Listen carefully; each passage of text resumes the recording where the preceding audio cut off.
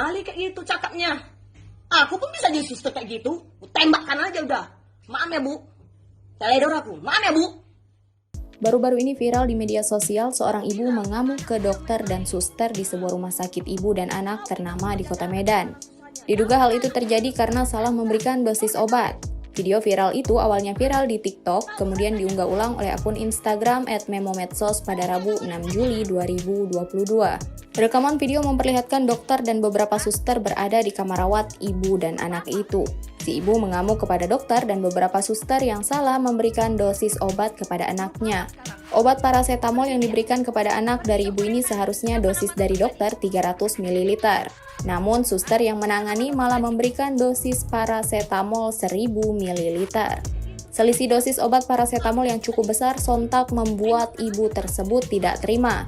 Ibu ini khawatir dengan kondisi anaknya yang diberikan obat melebihi dosis yang seharusnya. Ibu itu mengungkapkan betapa sulitnya mendapatkan dan merawat anaknya justru diperlakukan demikian. Sebab pemberian dosis yang melebihi ketentuan dapat berakibat pada kesehatan sang anak. Dokter dan beberapa suster yang ada dalam video hanya terdiam tidak mengucapkan sepatah kata apapun.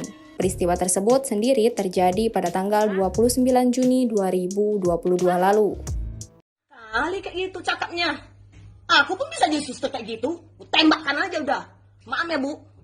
Teledor aku. Maaf ya bu. Udah aku bilang sama anakku jangan main-main. Tahu kita semua jaga anak kayak mana susahnya. Dapat anak kayak mana susahnya. Tahu nggak? Kau udah kawin? Hah?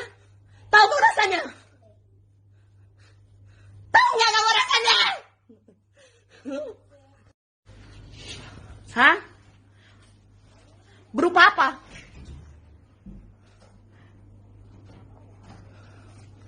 Berupa apa sekarang? Pergi dia. Pergi dokter yang tadi. Siapa nama dokter tadi? Hah? Siapa nama dokter tadi? Terima kasih sudah nonton. Jangan lupa like, subscribe, dan share ya.